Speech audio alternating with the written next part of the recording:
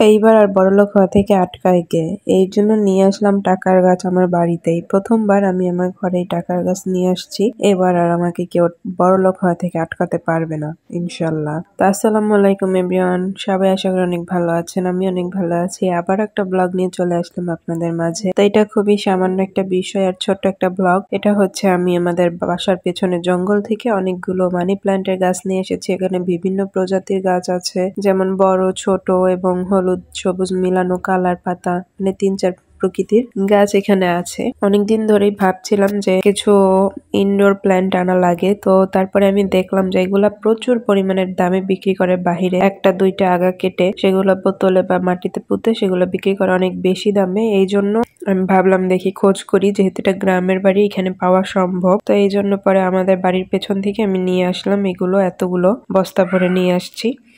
এখন আমি এইগুলোকে কাটিং করব, তারপরে আমি কয়েকটা নিয়ে আমার ঘরে আমি রাখবো। আর যেগুলো নষ্ট হয়ে যাবে বা বেশি হয়ে যাবে সেগুলো আমি আমার ফ্রেন্ডকে দিয়ে দিব। নষ্টগুলো অবশ্য দিব না, এখানে সবই ভালো, এখানে নষ্ট কোনোগুলো নাই। এখান থেকে অর্ধেক আমি নিব আর অর্ধেক আমার ফ্রেন্ডের জন্য নিয়ে যাব। ও বলছিল আমারে ওর লাগবে এই জন্য। তো এখানে অনেকগুলো ছিল, এর জন্য আমি কাটিং করে নিচ্ছিলাম। কিছু আমার জন্য শেকড় দেখে দেখে আমি রাখছিলাম, আর কিছু ওর জন্য। আর বাকি যেগুলো পাতা পেকে গিয়েছে সেগুলো আমি ফেলে দিচ্ছিলাম। তো আমার অনেক দিনের ইচ্ছা ছিল আমি কিছু গাছপালা লাগাবো যেগুলোতে রেগুলার ফুল দিবে, আবার ঘরে কিছু ইনডোর প্ল্যান্ট রাখবো। তো ওইভাবে আমার সুযোগ হয়ে ওঠেনি। এখনো যে হয়েছে ওরকমও কিছু না, আমি চেষ্টা করতেছি এখন থেকে শুরু করার। আস্তে আস্তে আমার অনেক ইচ্ছা আছে গাছপালা বেশি করে লাগানোর, বেশি করে ফুল গাছ লাগানোর, তারপর সবজি গাছ লাগানোর, তাজা তাজা সবজি খাওয়ার জন্য। যেদিন আমি আমার নিজের গাছ থেকে সবজি পেড়ে খেতে পারবো ওরকম একটা দিনের অপেক্ষায় আমি আছি।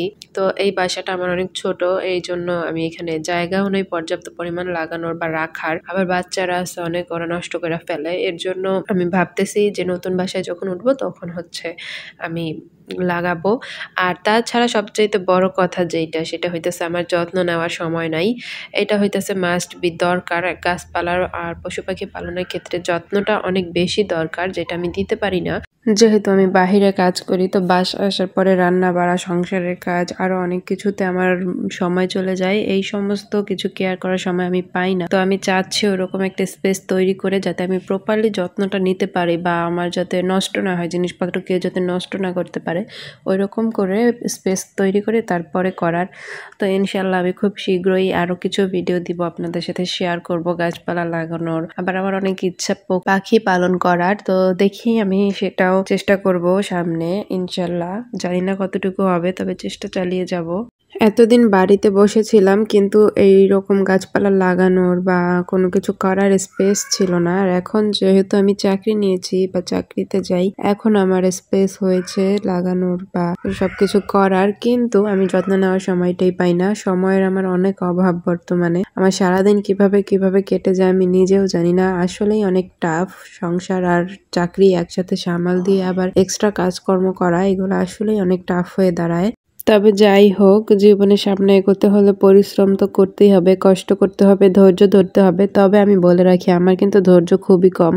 আমার থেকে আমার হাজবেন্ডের ধৈর্য অনেক বেশি, আর আমি অল্পতেই একদম রেগে যাই, আবার ধৈর্যহারা হয়ে যাই। কোনো কিছুতে আমার ধৈর্য সয় না। আমি সবকিছু চাই তাড়াতাড়ি হয়ে যাক, কিন্তু এখন আস্তে আস্তে চেষ্টা করতেছি ধৈর্য ধরার, যেটা আমার দ্বারা সম্ভব হচ্ছে না। তারপরেও চেষ্টা চালিয়ে যাচ্ছি, জানি না কি হবে সামনে। তো যাই হোক, আপনারা সবসময় আমার ব্যাকগ্রাউন্ড মিউজিকটা ইগনোর করবেন, কারণ আমি যেখানে থাকি এইখানে আশেপাশের মানুষকে কি বললো না বললো সব টেনে নিয়ে আসে আমার ব্যাকগ্রাউন্ডে। যদিও আমার ঘরে কেউ থাকে না, সবসময় আমি একাই থাকি, কিন্তু বাহিরে বা বারান্দায় কেউ কথা বললে সেগুলো চলে আসে। এই জন্য আপনারা এটাকে ইগনোর করবেন, আর খুব তাড়াতাড়ি এই সমস্যার সমাধান হয়ে যাবে আশা করছি।